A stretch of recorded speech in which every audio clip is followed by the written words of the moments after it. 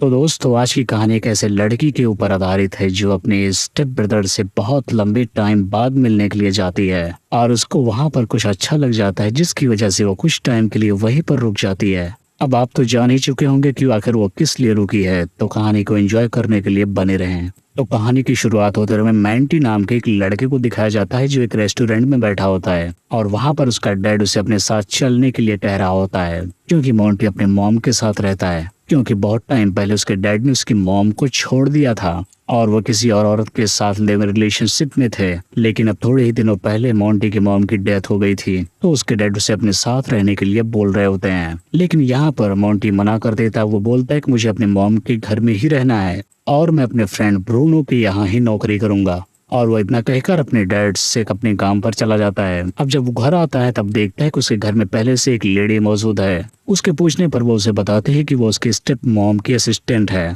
और वो यहाँ पर सामान को शिफ्ट करने के लिए आई है क्योंकि उसकी स्टेप सिस्टर बेलिंडा यहाँ पर रहने के लिए आ रही हैं। अब मोंटी को ये सब कुछ अच्छा नहीं लगता, जिसके बाद वो फौरन अपने डैड को फोन लगाता है। तब उसके डैड उसे बताते हैं कि बेलिंडा बस कुछ ही दिनों के लिए तुम्हारे घर पर रहेगी। अब यहाँ पर मोंटी बोलता है कि मैं आज तक उससे कभी मिला ही नहीं और ना ही मैं उसे जानता हूँ। तब उसके डैड कहते हैं कि तुम बस अपनी बहन का ख्याल रखना, और वो इतना ही कहकर फोन कट कर देते हैं। अब देखते हैं कि मैंटी अपने दोस्तों के साथ डिनर पार्टी में जाता है। तब यहाँ पर उसका दोस्त ब्रूनो उसे बताता है कि उसकी वाइफ अब उसे छोड़कर जा चुकी है और वो अपने साथ साथ उसकी बेटी को भी लेकर जा चुकी है। अब हम देखते हैं कि मोंटी देर रात जब अपने घर पर पहुंचता है तो वो देखता है कि उसके घर का सारा सामान बिखरा पड़ा है। अब जब वो बेडरूम की तरफ जाता है तब उसकी नजर बेलिंडा पर पड़ती है जो सो रही होती है और वह ऐसी पोजीशन में सोई थी कि वो बहुत ही खूबसूरत लग रही थी। अब उसे देखने के बाद मोंटी के अंदर का जानवर जगने लगता है, इसीलिए वो खुद पर काबू करते हुए वहां से चला जाता है। अगली सुबह जब वो ब्रेकफास्ट कर रहा होता है तभी उसे बेलिंडा की जगने की आवाज आती है और ऐसा होते ही वो घर से फौरन भाग जाता है। अब जैसे ही बेलिंडा उठती है, बाहर आती है और मोंटी को ना देखने के बाद उसके पास फोन लगाती है। तब मोंटी उसे फोन पर बताता है कि उसे आज ऑफिस में बहुत जल्दी पहुंचना था, इसी वजह से मैं ऑफिस के लिए जल्दी निकल गया हूँ। अब इसके बाद हम देखते हैं कि मोंटी अपने दोस्तों के साथ फिर से देर रात नाइट क्लब में जाता है और उस पार्टी में उसकी नजर एक फुलझड़ी पर पड़ जाती है और जब वो इसके बारे में अपने दोस्त से पूछता है तो वो बताता है कि वो इस क्लब का सबसे खूबसूरत माल है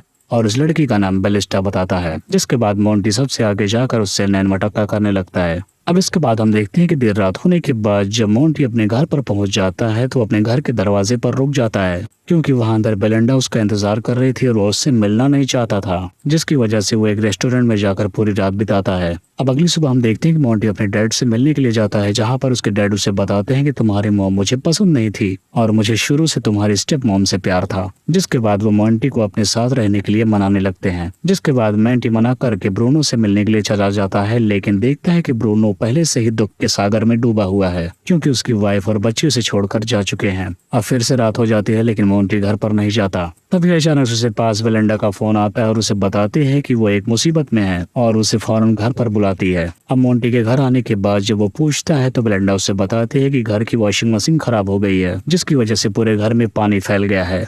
अब ये दोनों एक दूसरे के साथ पूरे घर की सफाई करते हैं और एक दूसरे से बातें भी करने लगते हैं। अब बेलिंडा मोंटी से बोलती है कल हम दोनों को साथ में डैडी के साथ डिनर पर जाना है, जिस पर मोंटी उसे मना कर देता है। जिसके बाद ये दोनों साथ में बैठकर देर रात तक टीवी देखते हैं और इस दौरान बेलिंडा मोंटी को बहुत कुछ अपने बारे में बताती है। लेकिन रात होने के बाद मोंटी को नींद नहीं आती, जिसकी वजह से वह बेलिंडा के पास सोने के लिए चला जाता है और जब वह बेलिंडा को देखता है तो उसकी आंखें फट जाती है क्योंकि बेलिंडा बिना कपड़ों के सो रही थी। अब अगली सुबह हम देखते हैं बेलिंडा की फ्रेंड सोफिया उससे मिलने के लिए उसके घर पर आती है। तभी मोंटी को ऑफिस से कॉल आता है और वो ऑफिस के लिए निकल जाता है, लेकिन सीढ़ी पर उसे डेमियानो मिल जाता है और वो उसे बोलता है कि मैं बेलिंडा से मिलने के लिए आया हूँ। जिस पर मोंटी उसे मना करके बोलता है कि तुम बाद में मिल लेना, लेकिन उसकी बात ना मानते हुए भागते हुए उसके घर में चला जाता है। तो इसकी वजह से मोंटी भी अब ऑफिस जाने के बजाय घर में वापस आ जाता है। अब यहाँ पर डेमियानो और बेलिंडा को साथ में बात करता हुआ देख मोंटी जल जाता है। जिसके बाद वो फौरन बेलिंडा से बोलता है कि चलो अब जल्दी से तैयार हो जाओ क्योंकि हमें डैड के साथ डिनर पर जाना है। लेकिन इस बार बेलिंडा उसे मना कर देती है तो उसे अकेले ही जाना पड़ता है।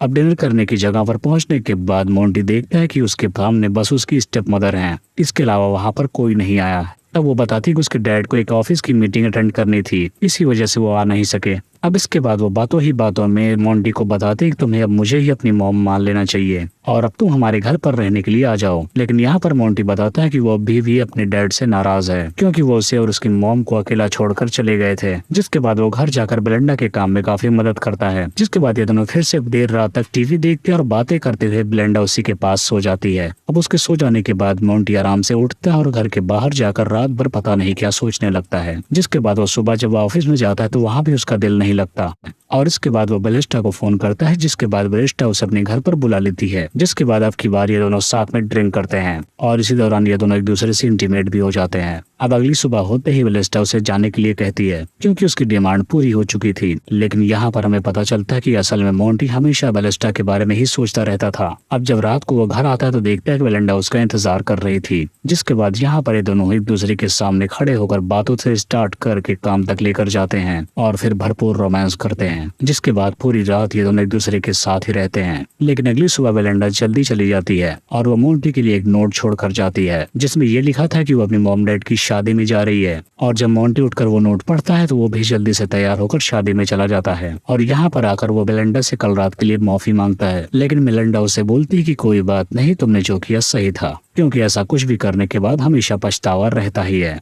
जिसके बाद इनके मॉम डैड की शादी हो जाती है और ये दोनों भी उसी घर में रहने लगते हैं।